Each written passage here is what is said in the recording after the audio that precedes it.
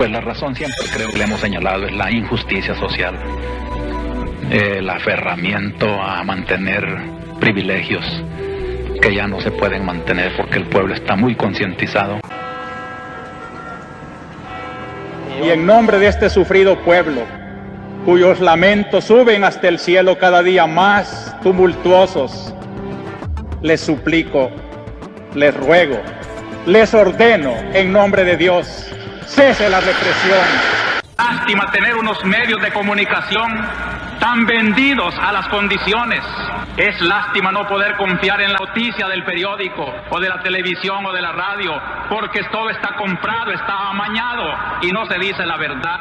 Queridos hermanos, el ambiente nacional que rodea esta reflexión puede distorsionar nuestra atención, y yo les suplico que no olvidemos que ante todo es una reunión eclesial, que venimos a alimentarnos para crecer en la fe de la palabra de Dios. En medio de la crisis del país he escrito mi 4ª carta pastoral y creo que esos conceptos son de mucha actualidad para un verdadero católico. El servicio que la Iglesia presta en este momento a los salvadoreños es ante todo su propia identidad, ser iglesia. No es convirtiéndose ella en una fuerza o en una palabra política como va a prestar su ayuda. Sería distorsionar su perspectiva, sería falsa su palabra. Ser ella misma, así como cuando una persona sincera lo primero que hace en cualquier situación, agradable o desagradable, es presentarse tal como es, no fingir.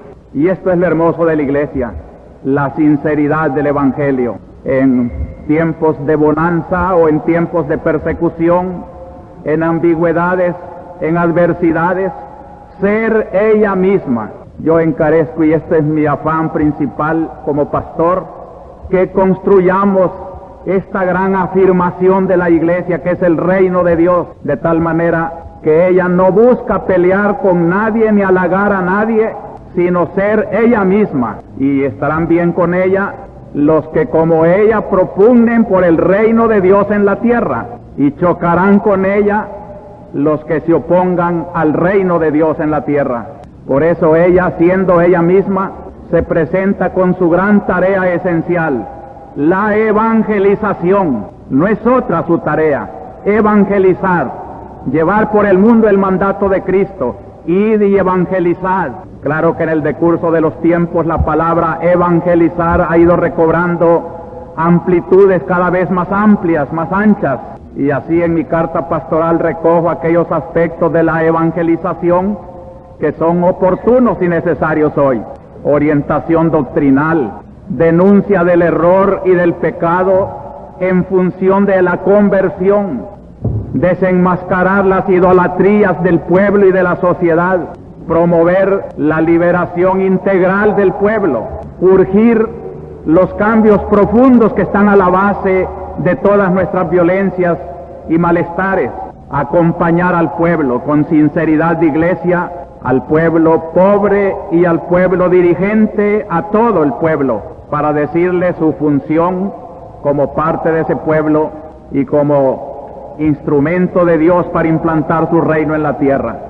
Qué oportuno me viene la noticia del Papa Juan Pablo II, que ha cumplido una promesa que ya días había anunciado, de recoger entre la herencia de Pablo VI un documento que dejó inconcluso y que recogía toda la consulta episcopal del sínodo de 1977, cuyo tema fue la catequesis, y el Papa, recogiendo esa consulta que ya comenzaba a elaborar en un documento Pablo VI, le da su estilo Juan Pablo II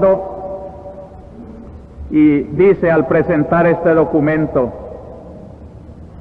que una fe firme es el don más valioso que la Iglesia puede ofrecer al mundo aturdido e inquieto de nuestra época. Ni más ni menos. Esto es lo que la Iglesia quiere ofrecer, el don valioso de la fe.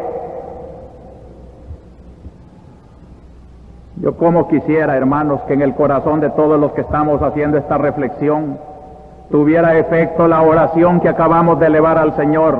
Aumentanos la fe, la esperanza y el amor.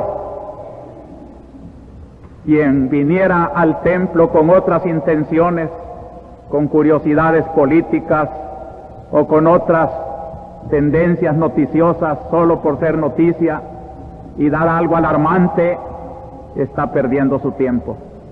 Yo no quiero dar otra cosa más que este don precioso de la fe, y lo que les pido a ustedes es atención de fe, no atención simplemente humana, curiosa, malintencionada, sino atención de fe, de tal manera que la palabra que Cristo le dice al cieguito del Evangelio de hoy, pudiera decirla de cada uno de nosotros: tu fe te ha curado.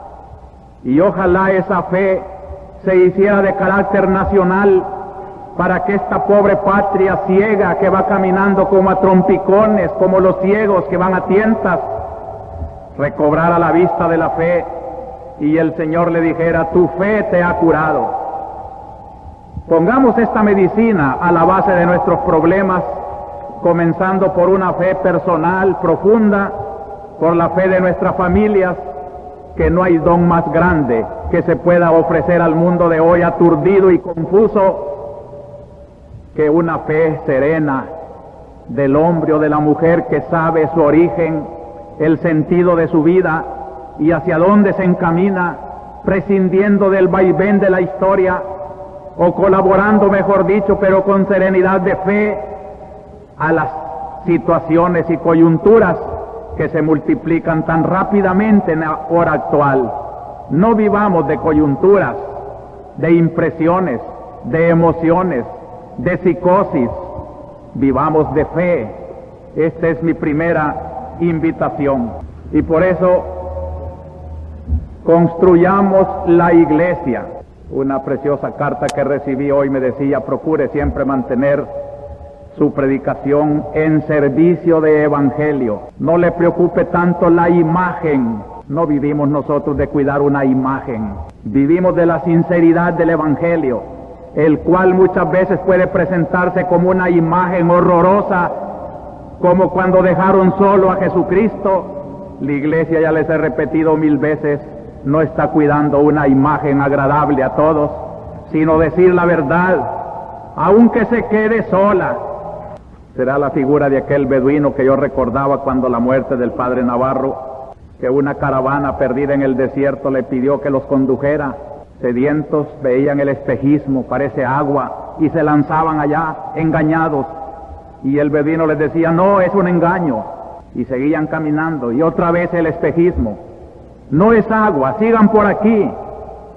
Y tanto se enojaron que sacaron una pistola y mataron al pobre beduino, al conductor del desierto, que con su mano tendida, ya muerto, estaba diciéndoles todavía: por aquí. Es la mano de Cristo que muchos no soportan. Es la mano de la iglesia que en el caminar tan confuso de este desierto nos va guiando. Dejémonos guiar por ella. Qué formidable vienen las lecturas de hoy para completar, para ilustrar con palabra de Dios este pensamiento que yo voy a sintetizar así como tema de la homilía: el proyecto de Dios para salvar al pueblo. ¿Cuál es el proyecto de Dios? Lo voy a descomponer en estas 3 partes. Primero, el pueblo de Dios liberado en Cristo para ser liberador de todos los hombres. Segundo, el pueblo como comunidad política. Y tercero, relación entre el pueblo de Dios y la comunidad política.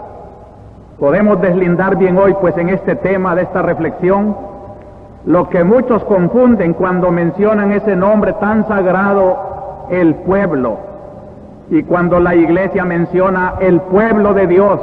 Son 2 realidades de las cuales no podemos jugar, sino tener en la mente el proyecto de Dios al hacer hombres, masa, pueblos, comunidades políticas, y al hacer en medio de esos pueblos y de esas masas y muchedumbres, su pueblo, el pueblo de Dios. ¿Qué diferencia hay? Hoy la lectura nos presenta la profecía del Antiguo Testamento que se realiza en Cristo y en su iglesia. El pueblo de Dios, liberado y liberador.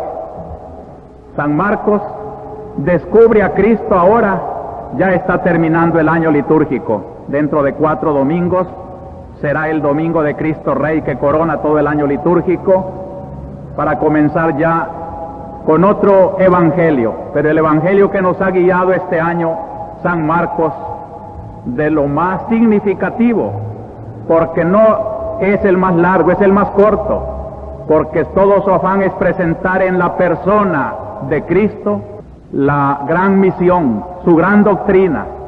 No trae tantos discursos, pero sí trata de identificar a Cristo como el Redentor, el Salvador.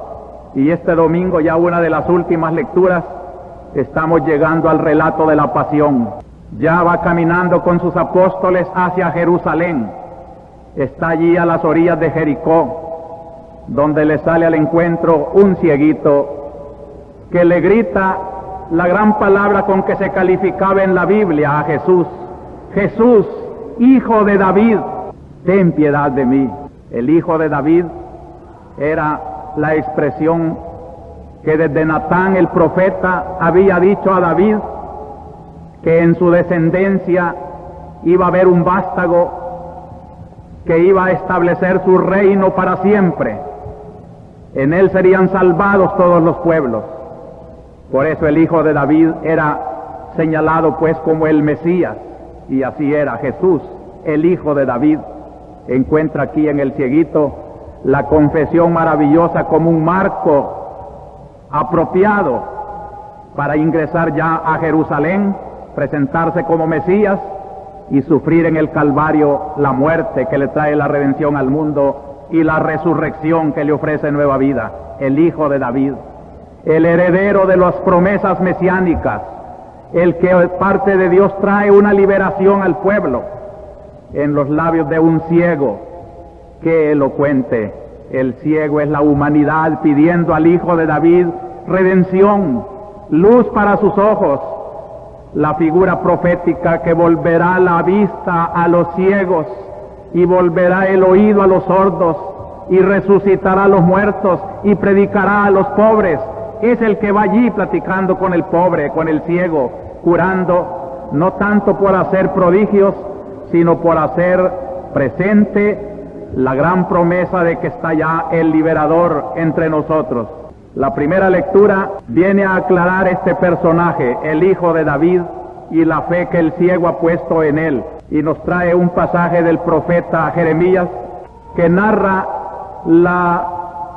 el regreso del pueblo cautivo en Babilonia hacia Palestina nuevamente. Hay alegría, es un pueblo no victorioso que retorna, sino salvado, débil. En la muchedumbre dice: vendrán ciegos y cojos, preñadas y paridas, la mujer en su estado de debilidad y el hombre en su estado de más impotencia, todo lo más débil. La humanidad necesita de la potencia de un Redentor, pero viene alegre porque Dios viene a salvar a su pueblo. Ha salvado ya al pueblo, pero hay una frase misteriosa en la lectura de hoy: ha salvado a su pueblo, ha salvado al resto de su pueblo. El resto de Israel es toda una institución. Pueblo predilecto de Dios, no le era siempre fiel, lo traicionaba, pero siempre quedaba un resto, un pequeño grupo. Cuando vino Cristo también fue el resto: María, José, los apóstoles, un pequeño grupito frente a una muchedumbre que gritaba: crucifícalo, ¿no es este el Mesías? Era el resto en el cual Dios iba prolongando su promesa de salvación en Cristo. Este pueblo, dice hoy la profecía de Jeremías, viene de los confines de la tierra. Hay ya una alusión a la universalidad de la redención. Retorna, es la conversión, vuelve a Dios, el Señor es el que salva. Y hay alegría, los que partieron en llanto, esclavos de unos vencedores, vuelven libres, perdonados, débiles sí, pero confiados en la potencia de Dios, y a su paso el camino florece. Por donde quiera que pasa este pueblo de Dios redimido, va cantando alegría, va proclamando redención, va cantando la gran liberación. Y así en el desierto hay torrentes, y hay agua, y hay caminos llanos, hay un retorno fácil. Esta es la descripción del pueblo de Dios. La segunda lectura, donde la epístola a los hebreos nos presenta a Cristo como sacerdote medianero entre Dios y los hombres, nos está dando la clave de este pueblo de Dios. El fundador de este pueblo de Dios es Jesucristo, que le ha dado sus características de profeta, sacerdote y rey. Toda esta reunión de católicos en la misa del domingo no es otra cosa que Cristo encarnado en la historia de hoy, en nosotros que somos la iglesia de hoy, cuerpo de Cristo en la historia. Hoy Cristo está ofreciendo al Padre el sacrificio por el perdón de los pecados por medio de nosotros en la misa dominical. El pueblo de Dios canta la redención, celebra la mediación sacerdotal de Cristo entre Dios y los hombres, promueve la gran liberación a partir del pecado, él rodeado de pecados, de debilidades, pero unido a Cristo sacerdote, ofrece al Padre el sacrificio por los pecados del mundo. Sintámonos en esta mañana responsables de todos los pecados de la patria. Recojamos toda la ceguera de los fanatismos, recojamos toda la debilidad, todas las maldades que hay en nuestro pueblo para decirle a Dios en el sacrificio de la misa, en Cristo sacerdote, en que se apoya nuestra fe. Perdona, Señor, a este pueblo, devuélvele la vista. Ven, Señor, que te necesitamos. Y para elevar del pueblo la gran oración hacia nuestro Padre Dios. Y esta promoción que arranca a los hombres del pecado no se detiene solamente en libertades de económico, de político y de social. Esas grandes liberaciones son un término medio entre los dos grandes extremos de la gran liberación.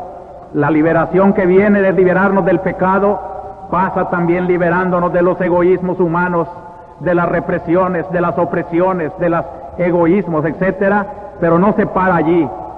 Cristo no solo quiere que los hombres vivamos felices en la tierra, Él ha traído una redención que va a la trascendencia, hasta hacernos hijos de Dios. Y por eso dice la segunda lectura, en Él se cumple la profecía: tú eres mi hijo, seré para ti un padre, y serás mi primogénito. Bellas expresiones para ver a dónde está la meta de nuestro caminar cristiano como pueblo de Dios. Hay una síntesis de todo lo que he dicho en el Concilio Vaticano II, que tiene precisamente un capítulo sobre el pueblo de Dios.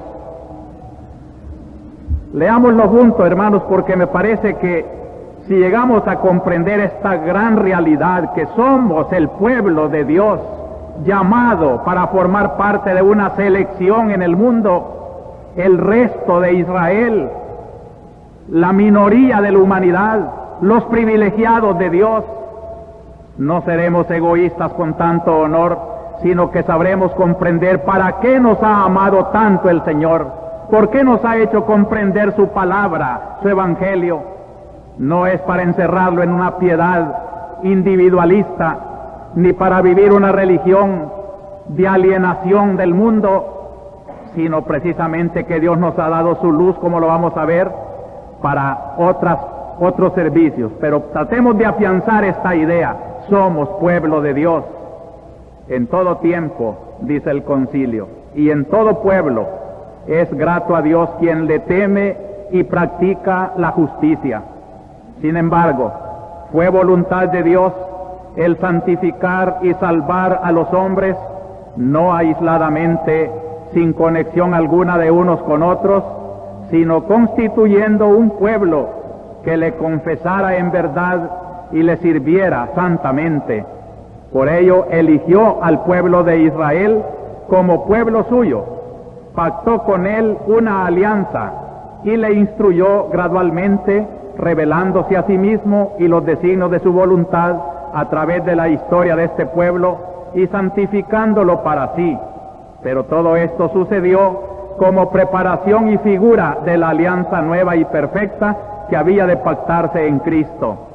Todo el Viejo Testamento es como un bosquejo de lo que va a ser la iglesia. Israel, pueblo escogido entre todas las naciones para hacer un pacto con Dios, no es más que una figura de un pueblo consagrado a Dios. Cuando venga Cristo las cosas van a cambiar, pero en el Antiguo Testamento Israel es la figura, la profecía de lo que tiene que ser la iglesia formada por hombres de todas las naciones. ¿Cuál es esta iglesia ya en Cristo? El Verbo hecho carne ha hecho para sí un pueblo, convocó judíos y gentiles que se unificaran no solo según la carne, sino en el Espíritu, y constituyera el nuevo pueblo de Dios. Nosotros somos el nuevo Israel, el nuevo pueblo de Dios, pues quienes creen en Cristo, renacidos no de un germen corruptible, sino de uno incorruptible, mediante la palabra de Dios vivo, pasan a constituir un linaje, palabras de la Biblia, un linaje escogido, un sacerdocio real, nación santa, pueblo de adquisición. Estos somos nosotros, no por ser descendientes de Abraham, no es un germen corruptible de carne y sangre, sino por un germen espiritual, por la fe. Nos hacemos hijos de Abraham por la fe y participamos de aquella dignidad de pueblo de Dios por el bautismo y por la fe. Este pueblo mesiánico, miren qué características más bellas, tiene por cabeza a Cristo, y teniendo ahora un nombre que está sobre todo nombre, Cristo reina gloriosamente en los cielos. La condición de este pueblo es la dignidad y la libertad de los hijos de Dios, en cuyos corazones habita el Espíritu Santo como en un templo. Tiene por ley el nuevo mandato de amar, y en último lugar tiene como fin dilatar más y más el reino de Dios, incoado por el mismo Dios en la tierra. Esta es nuestra tarea, implantar el reino de Dios a todo nuestro alrededor. Somos el pueblo de Dios para llevar el reino de Dios a todo el mundo. Por eso este precioso texto del concilio dice, este pueblo mesiánico, aunque no incluya a todos los hombres actualmente y con frecuencia parezca una grey pequeña, es, sin embargo, para todo el género humano un germen segurísimo de unidad, de esperanza y de salvación. Saboreemos esta riqueza. Nosotros que hemos tenido la dicha de creer en Cristo y estamos tratando de seguirlo, puede ser que seamos el grupo más pequeño en la humanidad. Y cuando decía yo la iglesia está dispuesta a quedarse sola, nunca se quedará sola. Aunque sea uno o dos cristianos, estarán con Cristo, que es el centro de la historia, y por eso esos dos únicos que le pertenezcan sinceramente a Cristo, el pequeño grupo de los cristianos, aunque no sea el grupo mayor humano, es sin embargo un germen segurísimo de unidad, de esperanza y de salvación. Nosotros tenemos la liberación en nuestras manos. Nosotros tenemos la clave de la libertad. Nosotros tenemos la verdadera solución de todos los problemas, si de verdad fuéramos el pueblo de Dios, dejándonos invadir de esta vida y de este Espíritu del Señor. Y termina el texto diciendo, caminando pues la iglesia en medio de tentaciones y tribulaciones, se ve confortada con el poder de la gracia de Dios que le ha sido prometida, para que no desfallezca de la fidelidad que le ha prometido al Señor. Y Dios formó este cuerpo y Cristo se vale de él para llevar su redención a todos los hombres. Queridos hermanos, era necesario tener este concepto cuando las lecturas de hoy ponen un límite entre el pueblo en general y el pueblo de Dios como resto de Israel, salvado, que regresa con la bendición y la gracia del perdón, alegría, esperanza, unidad de todos los hombres. Y este es el afán de la iglesia en su pastoral, hacer que la gente comprenda que esto es lo único necesario, hacer el pueblo de Dios. Ahora bien, desde allí, como núcleo de salvación, como germen de unidad y de esperanza, Cristo se vale de este pueblo para llevar la redención a todo el pueblo y a todos los pueblos. Aquí vamos a distinguir entonces la diferencia entre el pueblo de Dios y el pueblo en general, o como llaman también, comunidad política, sociedad civil. No confundamos. ¿Qué cosa es? ¿De dónde nace la comunidad de pueblo? En el Evangelio de hoy hay un rasgo que no lo debemos de perder de vista. Aquel ciego pertenecía al pueblo judío, tenía su patria, como todo hombre tiene su patria. Pero cuando Dios le dio con la vista también la fe en el corazón, nos dice el Evangelio, y siguió a Jesús, un seguidor de Jesús, un judío que sin dejar de ser judío se hace un cristiano, un miembro del pueblo de Dios, miembro del pueblo civil y miembro del pueblo de Dios. También cuando la primera lectura de hoy le canta al pueblo de Israel y le dice el mejor de los pueblos, no es un complejo de superioridad judía, sino que es la gran distinción que quiere hacer el profeta. Todos los pueblos son comunidades políticas humanas, pero este pueblo lo ha escogido Dios y está como a la cabeza, porque en él quiere Dios expresar su designio de salvación para todos los demás pueblos cuando venga el liberador universal. Cuando distingue también Jeremías el pueblo y el resto, solo en Israel se da esta distinción, porque como pueblo político todos los judíos pertenecían a él, todos los descendientes de Abraham. Como pueblo de salvación, solo los que recibían esa esperanza y la vivían en su corazón. No todos los hijos de Abraham tienen fe, y por eso decía Cristo, no se gloríen de llamarse hijos de Abraham, porque Dios es poderoso para hacer hasta de las piedras hijos de Abraham.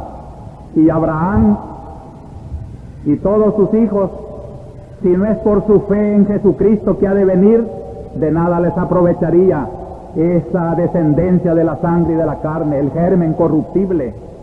De nada nos sirve llamarnos salvadoreños y tener por patrono al divino Salvador, si en el corazón del hombre no hay fe en ese divino Salvador. Eres salvadoreño, pero no eres un seguidor del divino Salvador. Eres salvadoreño, pero no eres cristiano. Esta es la gran diferencia. Si llamáramos a los salvadoreños como resto, solo a los que se santifican en esta vida del pueblo de Dios, verdaderamente sería una minoría. Pero en esa minoría está el germen de la salvación de todo el pueblo. La segunda lectura, cuando Pablo dice el sacerdote es tomado de los hombres para interceder por los hombres ante Dios, nos está hablando también de la inmensa masa humana. Hay un pueblo sacerdotal, es el pueblo de Dios, que intercede por todo el pueblo, tiene que interceder, esta es su función sacerdotal. Y cuando dice la profecía, os congregaré de todos los confines de la tierra, nos está diciendo que todos los países del mundo pueden también aportar sus restos de fe a esta gran iglesia que gracias a Dios está extendida por todos los continentes y todos los pueblos, pero no son todos los pueblos los que se le han sometido a su reinado de Dios. Hay mucha incredulidad, mucho ateísmo, mucha indiferencia, que aquí mismo entre nosotros notamos que pocos son verdaderamente el resto que sigue como germen de salvación al verdadero Señor. ¿Qué es la comunidad política? Hermanos, a mí me interesa mucho que después de haber estudiado qué es el pueblo de Dios como resto y selección del pueblo político, comprendamos ahora qué es pues el pueblo como entidad política, y así sabemos comprender también ese calificativo tan ambiguo para muchos, que no se puede hablar de derechos humanos, de bien común, si ya le están diciendo la iglesia ya se metió a política. No, es que la iglesia como germen de salvación tiene que salvar lo humano de todo el pueblo político. Y si se mete a enfocar las realidades políticas, sociales, económicas, es precisamente como pueblo de Dios encargado de llevar su iluminación a las realidades de la tierra. Esta realidad de la tierra, que se llama la comunidad política, nos la presenta también el concilio de nuestro tiempo con rasgos bien útiles para tener en cuenta hoy más que nunca. Es de suma importancia, dice el concilio, sobre todo allí donde existe una sociedad pluralística. ¿Y qué sociedad más pluralística que la salvadoreña? Donde hay partidos cristianos y hay partidos comunistas y hay bloques y hay FAPU y hay diversas maneras de pensar. Esto es lo que se llama el pluralismo. Cuando un pueblo pues es pluralista, es bueno que los cristianos sepan qué es ese pueblo, tener un recto concepto de las relaciones entre la comunidad política y la iglesia, que es el pueblo de Dios, y distinguir, esto es bien importante, distinguir netamente entre la acción de los cristianos, aislada o asociadamente, llevan a cabo a título personal como ciudadanos, de acuerdo con su conciencia cristiana, y por otra parte, la acción que realizan en nombre de la iglesia en comunión con sus pastores. Expliquémonos. Es necesario distinguir, dice el concilio, un cristiano que se santifica en el resto del pueblo de Dios, pero es salvadoreño y siente la necesidad de su compromiso por trabajar también por las resoluciones de los problemas políticos. Tiene que ir a trabajar, pero tiene que distinguir dos cosas: lo que tiene que realizar como cristiano, pero personalmente bajo su responsabilidad allá en el cargo político, en la organización política, en el grupo, en el ministerio, en la presidencia. Allá va como cristiano, pero bajo su sola responsabilidad. Y otra cosa es cuando ese cristiano actúa como miembro de este pueblo de Dios, en comunión con su pastor, que pueda decir: en nombre de mi obispo yo hago esto como iglesia. Esta distinción es necesaria hoy más que nunca, porque no hay que andar manipulando el nombre cristiano en unas acciones que son de responsabilidad del hombre o del grupo. Fue el afán de mi tercera carta pastoral, distinguir entre la comunidad cristiana donde se cultiva la fe, donde se crece en la virtud cristiana, y la organización política donde un cristiano de esta comunidad puede ir a desempeñarse y llevar, como dice aquí el concilio, germen de cristianismo, que no se deje manipular, que no todas las consignas que da el bloque o el FAPU las obedece ciegamente. Si es un cristiano, tenga su criterio cristiano y sepa decir no cuando hay que decir que no, pero no ser un borrego en la mancha de todos los que van siguiendo lo que como cristiano no se puede hacer. Él es responsable de su opción personal, pero si es cristiano, tiene que salvar su fe, ser fermento en la masa, Ahora, cuando este cristiano está en la comunidad, leyendo la Biblia, recibiendo un sacramento, comulgando, confesándose, o llevando una misión catequística, celebrador de la palabra, va en comunión con el pastor, entonces no puede vivir su opción política y usar aquella reunión cristiana para ganar adeptos a su partido político. Tiene que distinguir netamente las dos cosas. Hoy más que nunca, repito, es necesario tener bien claro el concepto de comunidad, iglesia y comunidad política. Y el hombre que pertenece a los dos sectores, saber qué tiene que hacer en una como individuo ciudadano de inspiración cristiana y qué en otro mundo que es su comunidad, como hombre de fe que tiene que alimentar allí también precisamente sus compromisos. Después de esto dice cuál es la relación, qué es la comunidad política, y explica la iglesia, la comunidad política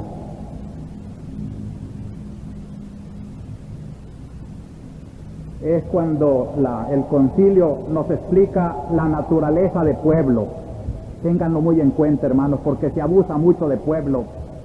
Cualquier organización se siente expresión del pueblo. Respetemos. Es expresión de un grupo del pueblo, no del pueblo. El pueblo es mucho más amplio que una organización política. Puede coincidir en sus aspiraciones con otro grupo que piensa distinto y hasta con la iglesia que también defiende los derechos humanos. Pero como estrategia y como modo propio de su entidad política, no puede arrogarse la representación del pueblo. ¿Qué es un pueblo? Por ello forman comunidad política, según tipos institucionales varios. Cuando la Biblia nos habla de los hombres en general, cómo Dios los va organizando en pueblos, y cada pueblo tiene su índole propia, hasta su lenguaje, su sistema político.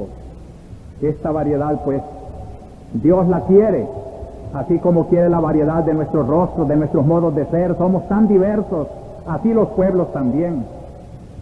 La comunidad política nace, pues, para buscar el bien común, en el que encuentran su justificación pleno sentido y del que deriva su legitimidad primigenia y propia. ¿Qué es el bien común?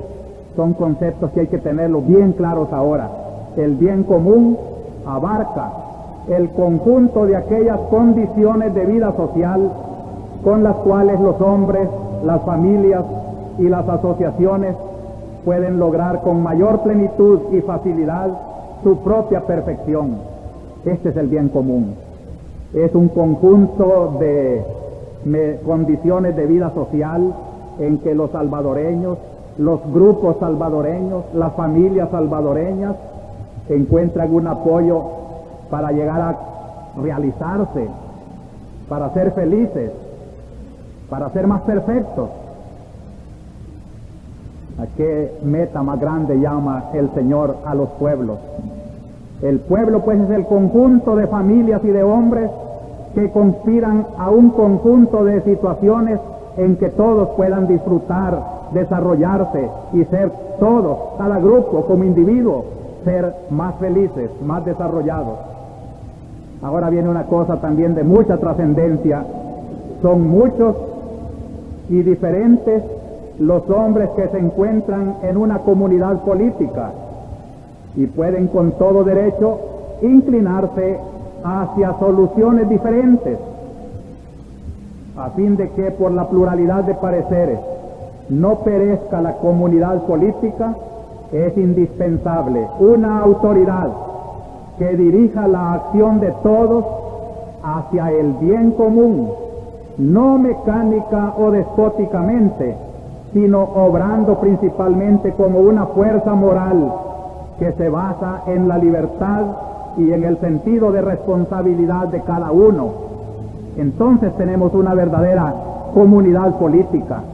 Cuando tenemos diversidad de opiniones, que haya muchos partidos, muchas organizaciones, bendito sea Dios, que haya muchos modos de pensar, pero eso sí, respetémonos unos con otros y que haya una autoridad que no en forma represiva quiera que todos piensen de un modo, sino que respetando los diversos modos de pensar, haga conspirar a todos, respetándole su libertad, hacia el bien que todos debemos de buscar.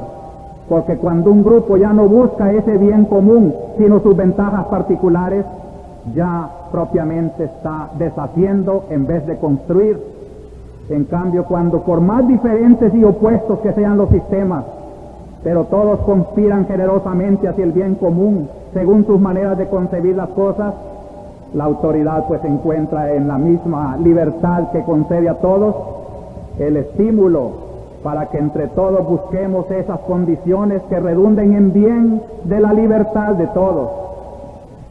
Es pues evidente que la comunidad política y la autoridad pública se fundan en la naturaleza humana y por lo mismo pertenecen al orden previsto por Dios, aun cuando la determinación del régimen político y la designación de los gobernantes se dejen a la libre designación de los ciudadanos. A la base pues de nuestra patria y de todos los pueblos está un querer de Dios. Dios quiere la patria, Dios quiere la diversidad en la patria, y Dios quiere la autoridad en la patria, y quiere el bien común, que es el objetivo de la patria. Este es pueblo. Por eso, queridos hermanos, cuando ahora decimos que en las lecturas de hoy queremos iluminar esta gran realidad de la comunidad pueblo de Dios y de la comunidad política, la comunidad del pueblo, notamos que hay muchas diferencias y que no podemos confundir a la iglesia con lo político, eso sí, pero que la iglesia desde su perspectiva evangélica de buscar el reino de Dios, ilumina, le da energía, le da la fuerza moral a la autoridad y al pueblo, defiende los derechos humanos, trabaja por el bien común, denuncia los pecados de egoísmo, quita todos los estorbos que deshacen a la comunidad política. Por eso mi última reflexión es esta: relación entre el pueblo de Dios, la iglesia, y el pueblo como comunidad política, el Estado, la sociedad civil, la república o como lo quieran llamar. Todo eso se llama comunidad política. Lastimosamente no siempre está organizada y hoy vivimos un momento de crisis de nuestro pueblo donde se está buscando una nueva forma de vida que salga de los moldes tan vergonzosos en que hemos vivido para hacer de verdad una nueva sociedad, un nuevo pueblo, que no le toca a la iglesia construirlo, sino a ustedes, ustedes los civiles, ustedes los que viven en el mundo, tienen que aprender a pensar con autonomía y con criterio, y si son verdaderamente criterios cristianos como los viven en la comunidad iglesia, traten, queridos hermanos, profesionales, políticos, hombres del campo, obreros, partidos políticos, organizaciones políticas, traten de desarrollar todo esto en el verdadero sentido que el Dios de las naciones quiere para cada pueblo, buscando entre todos el verdadero bien común.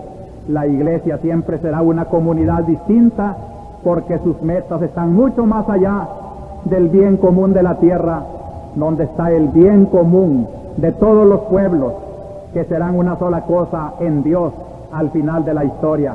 Pero mientras tanto esa comunidad política va viviendo en cada pueblo, en cada nación, y siendo desde allí iluminación, fermento, germen de la sociedad. Tenemos que capacitarnos para eso.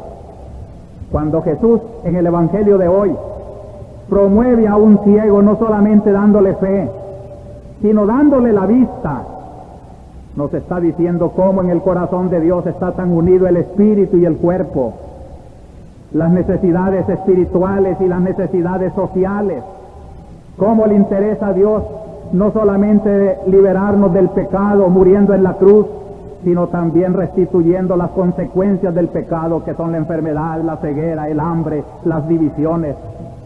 Todo eso entra en la evangelización. Y cuando la segunda lectura nos habla del sacerdote escogido de entre los hombres, está diciendo que a Dios le interesa no el sacerdote escogido, sino escogido para servicio de los hombres, que si el pueblo de Dios es un pueblo de llamados especialmente a compartir la santidad de su reino, no es para que la disfruten en forma egoísta, sino para que con esa luz de fe y de amor y de esperanza sean luz y fermento de toda la sociedad que los circunda. También me quiero valer del concilio, perdonen porque es la gran ley que ahora tenemos entre nosotros.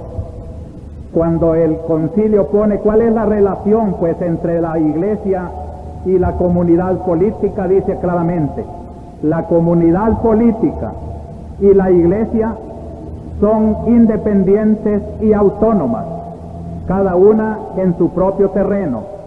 Bien claro, la iglesia es iglesia y su misión es su propia identidad, y la comunidad política es también una sociedad querida por Dios, compuesta por todos, en la que todos participen para buscar un bien de todos.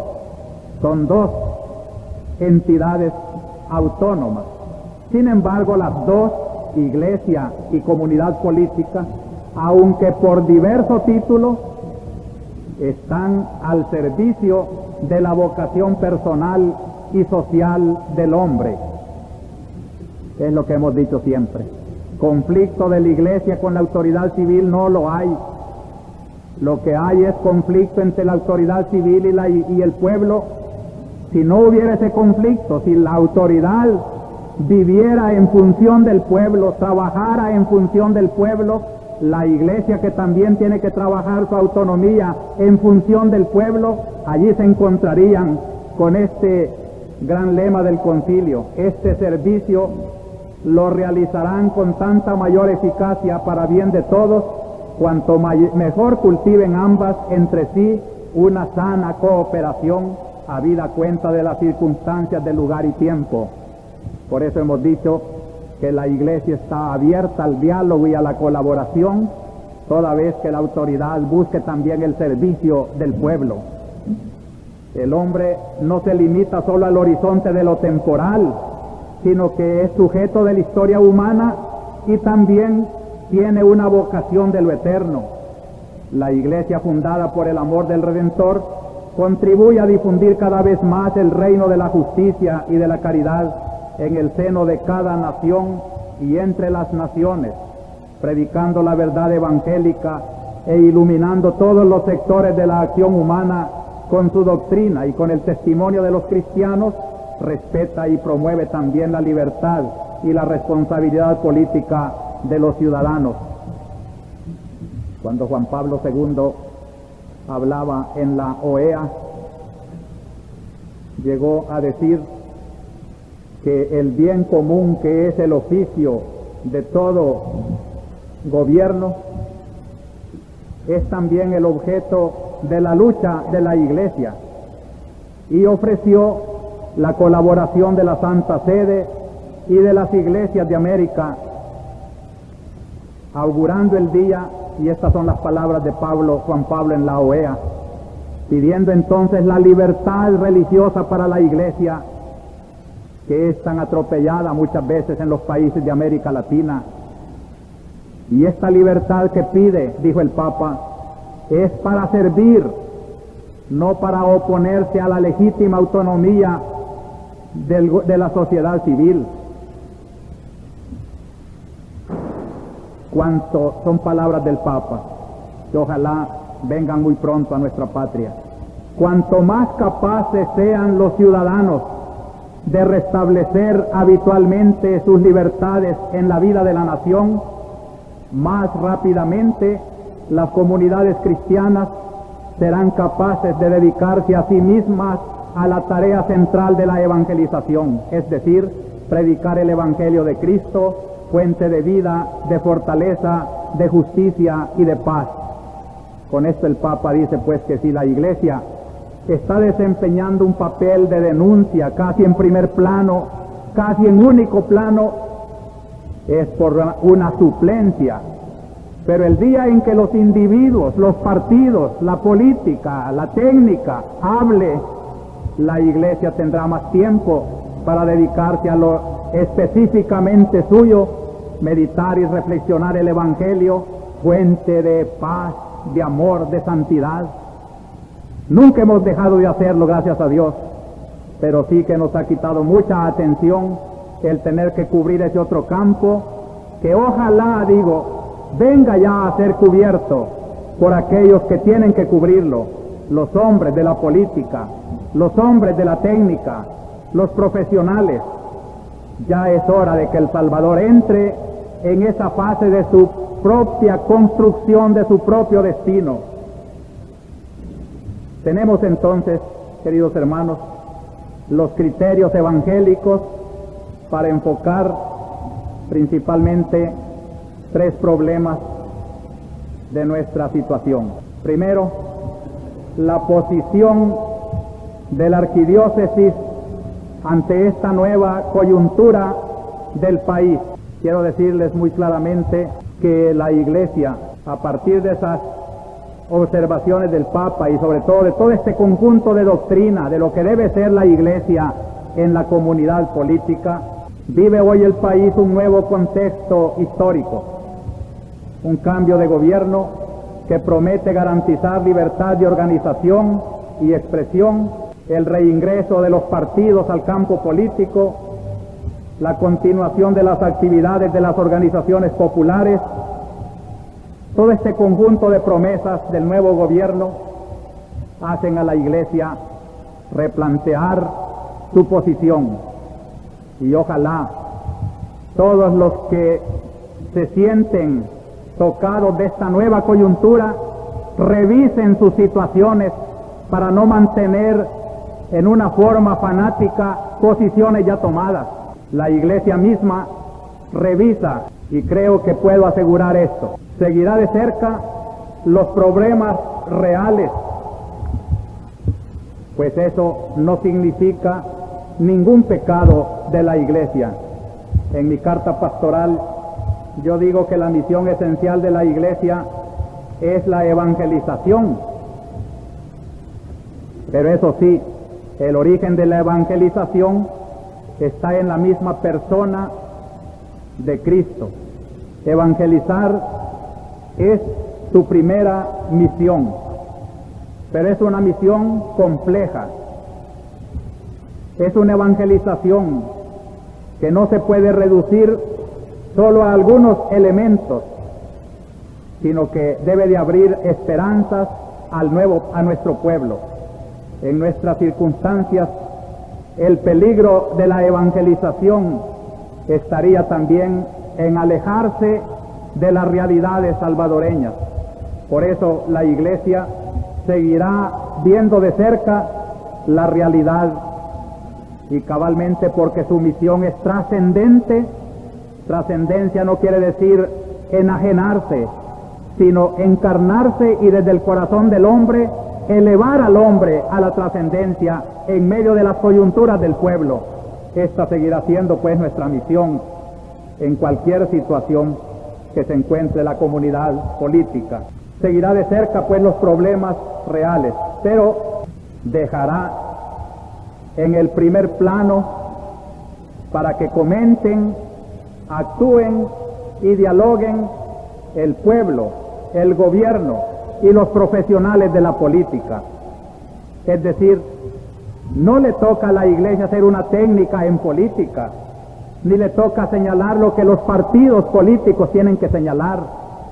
Por eso la Iglesia, en cierto modo, ante esta nueva coyuntura en que se ofrece libertad de expresión, ella podrá invitar nada más: dialoguen, participen, todos ustedes traten de formarse cristianos críticos y de tomar opciones también de acuerdo con ese bien común buscado según la fe cristiana de cada uno.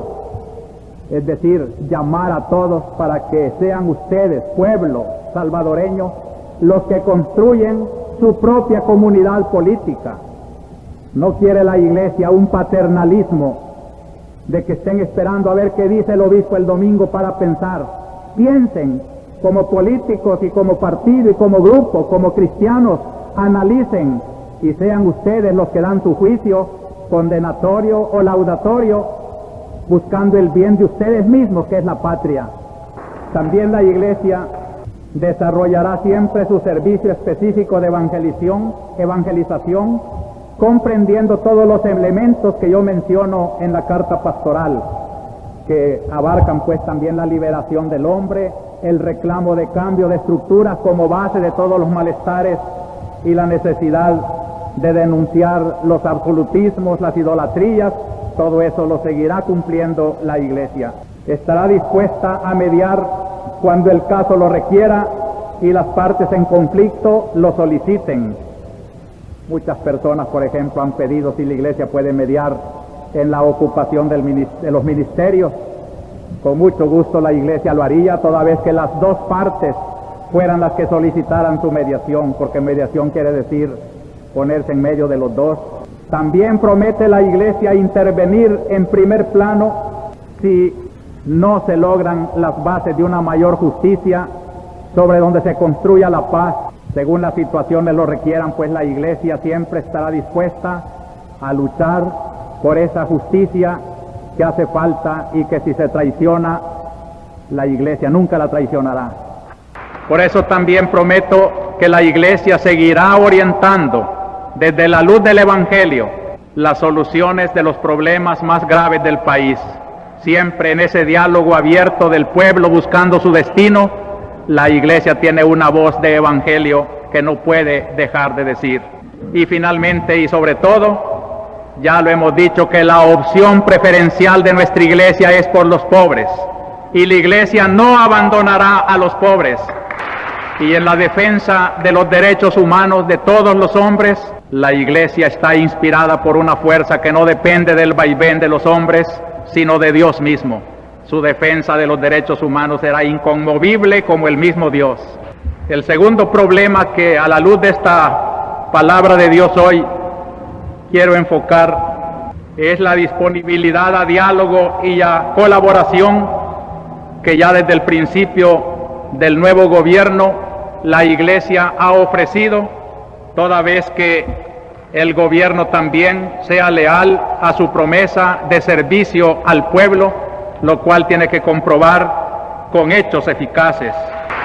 Yo quiero solidarizarme en este sentido con las palabras de Monseñor Rivera, que todos conocieron en el periódico, pero que las repito porque definen bien una posición de la Iglesia.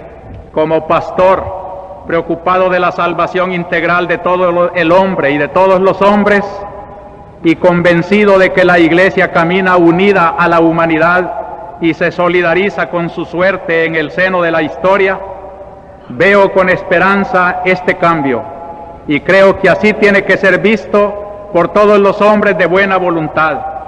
En un clima de libertad real, la Iglesia puede cumplir mejor su cometido evangelizador.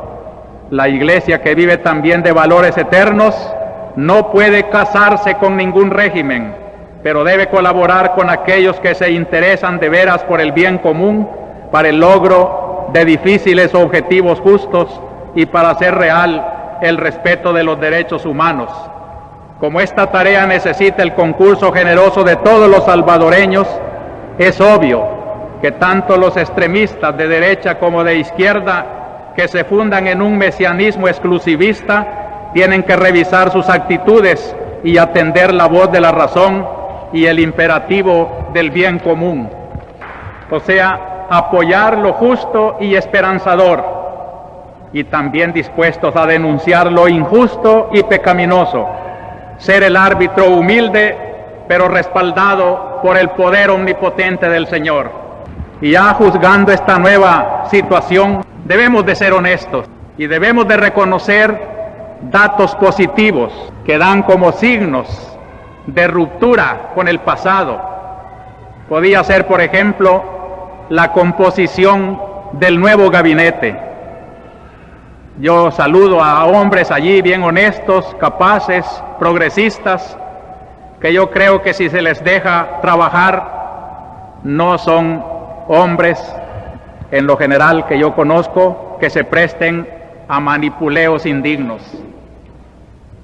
También con honestidad tenemos que reconocer cierto respiro de libertad, el regreso del ingeniero Duarte, del coronel Claramón, las manifestaciones en su honor, la plataforma popular que se expresa, voces políticas distintas del gobierno que se oyen.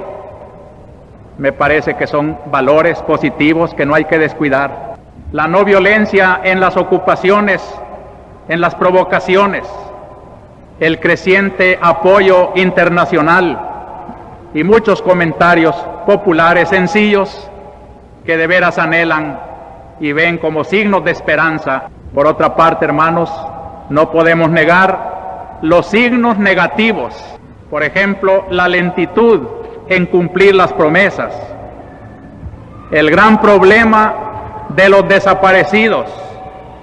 La posición de la Iglesia quedó bien clara cuando el lunes recién pasado, en la conferencia de prensa de Socorro Jurídico, ante 200 parientes de personas capturadas, y posteriormente han aparecido otros que por miedo no habían dicho, la Iglesia manifestó que junto con el pueblo pide la libertad de los reos políticos y de los desaparecidos, una investigación exhaustiva de su paradero, justicia para los culpables de tanta violación a los derechos humanos, una justa indemnización para muchos hijos y hogares que han quedado en orfandad. Son varias las cartas y visitas que he recibido pidiendo la intervención de la Iglesia, y por eso soy voz pues de esta gente que quiere expresar sus esperanzas y sus preocupaciones. Por ejemplo, en nombre de Miguel Ángel Teresón Ramos, la familia, invocando el decreto de amnistía general para todos los presos políticos, me dice, depositando toda nuestra confianza en usted para obtener la libertad de nuestro hijo con su valiosa colaboración e intervención ante el nuevo gobierno, y pidiendo al Señor que Él sea quien lo ilumine para poder solucionar tantos problemas, etcétera. Así como esta, hay muchas cartas que son expresiones pues de esta preocupación grave del momento y del problema de los desaparecidos. Son como 30 las personas que han traído nuevos casos y que no los puedo mencionar hasta que Socorro Jurídico haga las debidas investigaciones, y también mencionaremos su nombre. También Socorro Jurídico ha logrado intervenir en arreglos de empresas como Proesa e Intesa, y comunica con alegría pues el logro de arreglos en diálogo y comprensión. Qué bonito fuera poder decir así de todos los problemas. Por nuestra parte, y esto nos preocupa porque son 2 desaparecidos de los últimos tiempos, el sacristán de Soyapango, Tomás Flores, y un campesino, Pedro de Jesús Mengíbar. De estos casos creo que sí sería útil y urgente que se diera cuenta si de veras hay una ruptura con el pasado, porque son ya del tiempo del nuevo gobierno. ¿Cuál será la causa que entorpece este grave problema en el que convergen todas las voces del pueblo? El aplauso de ustedes lo acaba de significar una vez más. ¿Cómo anhela nuestro pueblo de veras siquiera tener una noticia para ir a ver sus tumbas o enterrarlos debidamente, o para ver si queda una lucecita de esperanza en vidas que se han perdido hace mucho tiempo? Me permito aludir a un fondo del problema para pedir que si allí está la clave de la dificultad, se resuelva esa clave en bien del pueblo. Será un temor dentro de la institución armada, pero cuando hemos expresado aquí en homilías anteriores nuestra esperanza de regeneración de un ejército corrupto por medio de una aspiración de jóvenes militares, pensamos que se puede tener la capacidad de exhibir también esta podredumbre, si acaso existe todavía, porque sobre bases podridas no se podrá hacer una renovación auténtica. Créanme, queridos hermanos militares, que trato de comprender la gravedad de este problema. Siento que se les puede cuartear la unidad, que temen tal vez a las bases de los cuerpos de seguridad, y creo que todos debemos de tratar de comprender un poco esta situación. Pero también les quiero decir con franqueza que el artículo 112 de la Constitución les da la base para seguir adelante un paso que han dado con tanta valentía al romper con el régimen anterior. El artículo 112 que pone la función del ejército, de la Fuerza Armada, dice: defender la integridad del territorio, la soberanía de la República, mantener el orden público, garantizar los derechos constitucionales. Y esos derechos constitucionales ya se sabe cuáles son: en lo individual, la vida, la libertad, y en lo social, el trabajo, la sindicalización, etcétera. Si a la Fuerza Armada se le encarga la garantía de los derechos constitucionales, tienen aquí una sublime misión de la República, que en este momento el problema de los desaparecidos está diciendo que hay que tener el valor de juzgar y de deducir responsabilidades, y que donde se encuentren hay que sancionarlas. Yo comprendo que largos años en que el privilegio militar ha pasado por encima de estos derechos constitucionales del pueblo pueden dejar resabios en muchos elementos, pero que en esta hora, si de verdad es una hora de renovación, creo que la solidez de la institución militar no le viene de mutuos compromisos internos, sino que le viene de la solidez con que el pueblo mire que los militares son verdaderamente sus defensores. El día en que el pueblo sienta de veras la unidad de sentimientos y de ideales entre civiles y militares, y sepa que la Fuerza Armada no es un peligro para los sentimientos del pueblo, sino que el pueblo mismo los impulsa, tendremos entonces lo que tanto ansiamos en este nuevo momento de nuestra historia, de que de una juventud militar ha salido de verdad una renovación que se puede llevar hasta el cambio más profundo de las estructuras del país. Creo que los civiles, a los cuales he saludado con mucha admiración, serán capaces de hacer sentir estas grandes verdades, y de que de veras, como se ha prometido, civiles y militares gobiernen de cara al pueblo, y que el pueblo pueda o condenar o aplaudir. Es una hora de sinceridad, y la sinceridad debe llevar hasta unos extremos que van por encima muchas veces de otras conveniencias. Y el tercer aspecto que yo quería iluminar a la luz de esta palabra divina que hoy nos ha cuestionado es el problema de los extremismos. Hay problema de extrema derecha y de extrema izquierda. El peligro de la extrema derecha se asoma, no quiere ceder, de seguro. Si los poderosos no ceden, es inútil cualquier intento de cambio y de reforma. La Iglesia debe ir preparando la conciencia colectiva en este campo. Se aproxima el tiempo, ojalá, en que las medidas van a tocar los intereses económicos, y de seguro está preparada la reacción. Yo quisiera llamar al orden y a la cordura a esas manifestaciones de extrema derecha, a que sepan dar por amor y por justicia lo que después pueden perder por la violencia. Yo creo en la sinceridad de muchos elementos del gobierno actual para las transformaciones sociales, económicas y políticas que el país necesita, y como Iglesia las estimulamos porque son necesarias, y lamentaríamos de verdad que un sector reaccionario conservador quisiera responder con un contragolpe, Dios nos libre, para venir más represión y a oprimir más a nuestro pueblo. Yo quisiera pues que los poderosos del momento sepan ver la gravedad de esta situación y se presten a colaborar en los necesarios cambios, que no vaya a suceder lo que la reciente historia nos recuerda cuando se quiso hacer un débil ensayo de transformación rural, que fueron tan poderosos para mover cielo y tierra e impedir un pequeño respiro a la pobrería. También tengo que denunciar hacia el otro lado el fanatismo de organizaciones populares. No crean que mi crítica es del todo negativa. Comprendo los objetivos, los motivos de sus desconfianzas.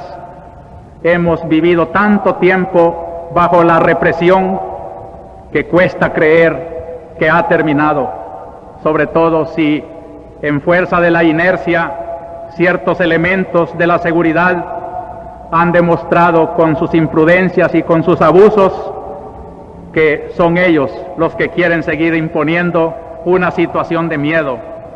Tengo noticias de varios pueblos y cantones donde elementos represivos, a pesar de las nuevas disposiciones del gobierno nuevo, siguen en su campaña de atemorizar a la gente.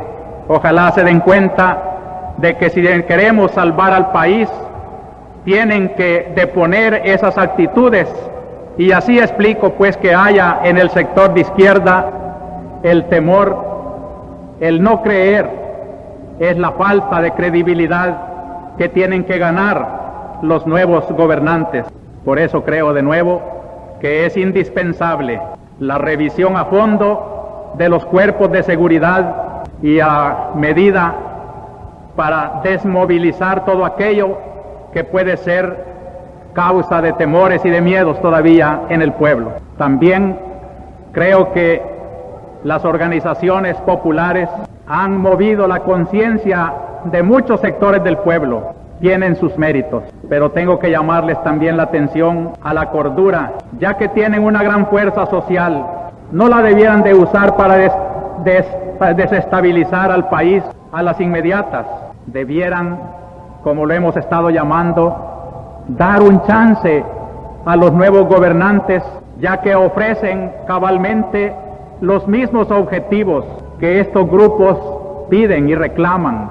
La fuerza social que han podido lograr, úsenla creativamente, aporten, como dijimos antes, en una comunidad política como una fuerza viva de la patria, pero no como una fuerza solamente de violencia. Corren el peligro, queridos hermanos de las organizaciones políticas populares, de caer en esa absolutización que yo denuncio en mi carta pastoral y que constituyan como criterio de sus acciones únicamente lo que ustedes piensan y no el mayor servicio al pueblo.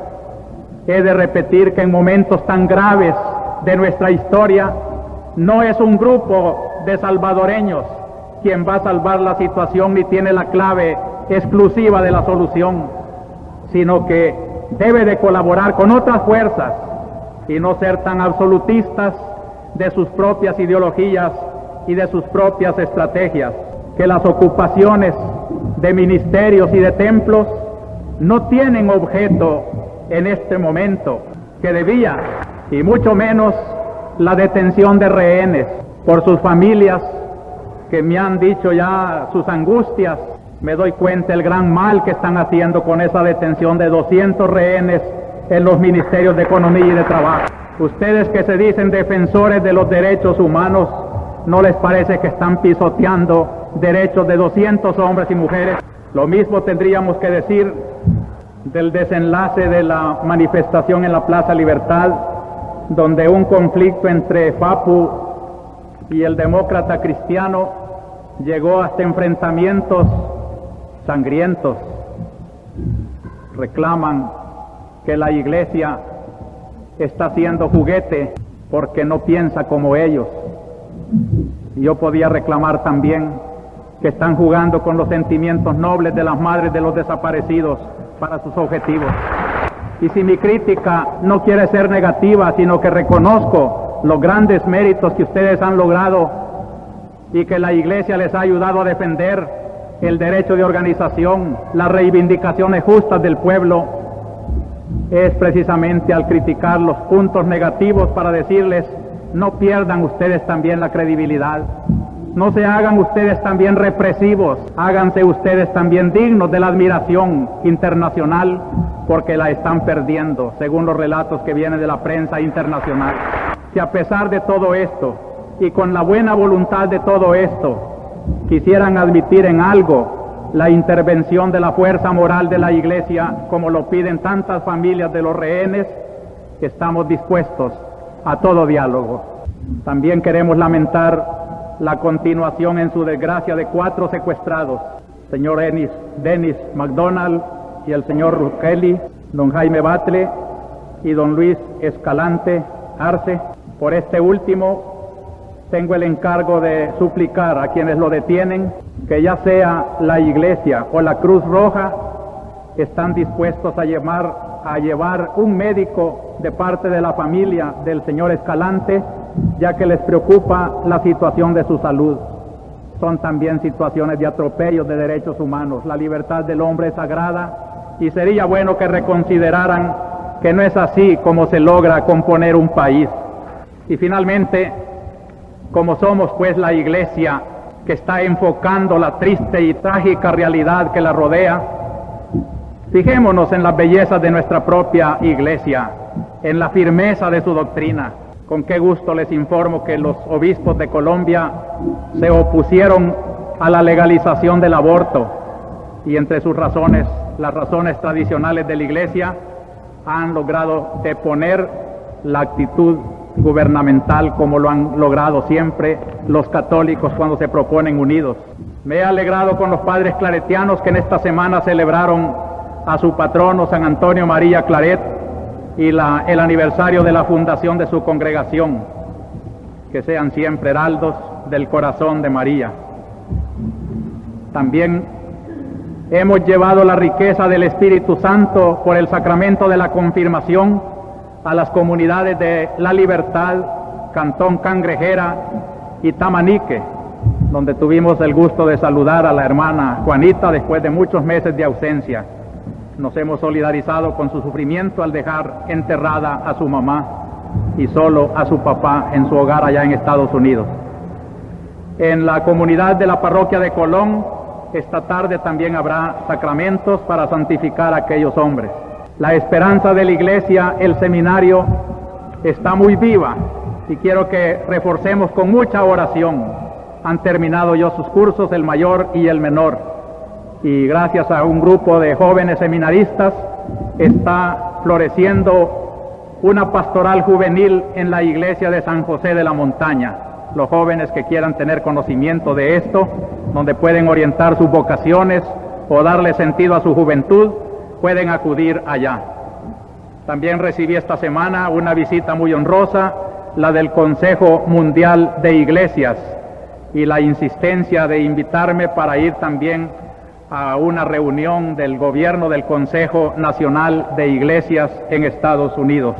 Quiero terminar llamando pues a todos a hacer nuestra patria. Hemos visto a la luz de la doctrina de la Iglesia hoy que la comunidad política hay que crearla entre todos, que tenemos que ser cristianos activos, bien metidos en la historia de nuestro pueblo, para saber dar nuestro aporte allí donde se debe dar según nuestro modo de pensar, que seamos un pueblo artífice de su propio destino.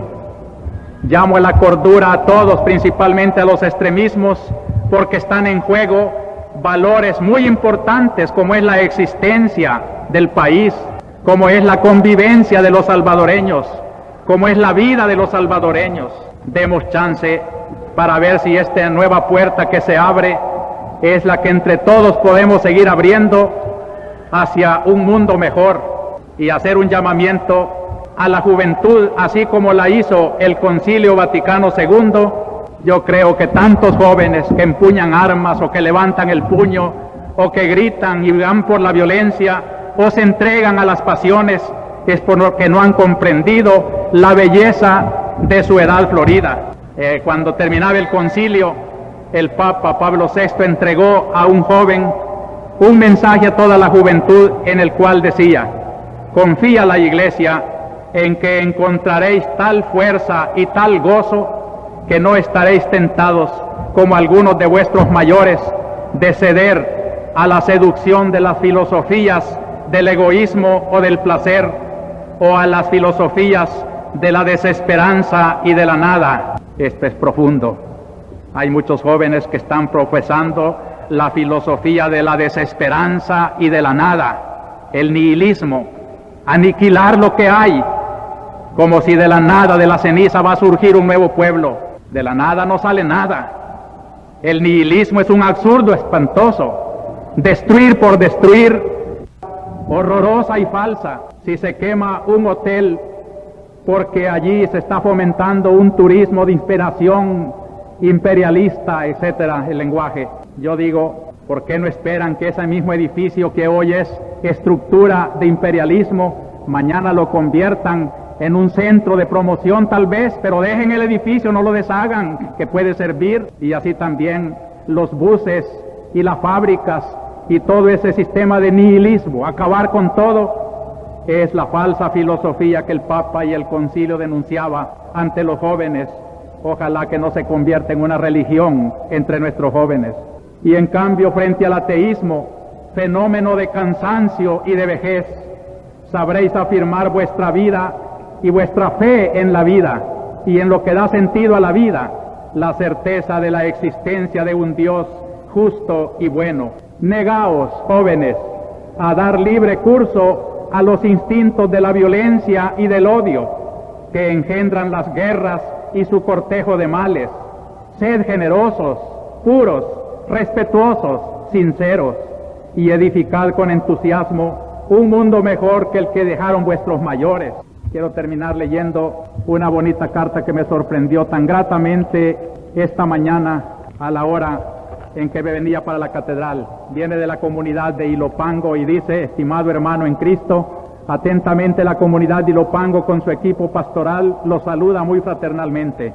Monseñor, le queremos decir que nos duele que grupos con prejuicios y posiciones políticas ya tomadas y cerradas lo hayan interpretado mal a usted, como si usted hubiera estado tomando postura política. La comunidad cristiana de Ilopango le dice que nos solidarizamos con usted y estamos con usted en estos momentos tan difíciles que estamos viviendo. Usted nos aconsejaba en su tercera carta pastoral que en estos o semejantes problemas teníamos que estudiar, orar con profundidad y discernir bajo la luz del Espíritu Santo y en comunión con nuestros pastores lo que tenemos que hacer.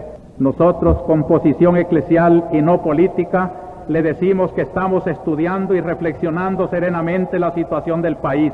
Oramos y estamos pendientes de su palabra. Ahora comprendemos cada vez más lo que es la posición de la Iglesia al servicio del pueblo y no atada a ninguna organización política. Ahora sentimos que el Señor lo asiste, por eso ofrecemos nuestras oraciones para que el Señor lo siga iluminando, dando fortaleza y conservando en su rectitud. Adelante, Monseñor. Pasemos a la Eucaristía y que desde el secreto de la hostia consagrada, Cristo nos diga a cada uno y como pueblo: tu fe te ha curado. Y ojalá que un día el Salvador, de veras, recuperando esa fe que ahora ha perdido en muchos sectores, sienta el consuelo de la presencia del Señor. Así sea.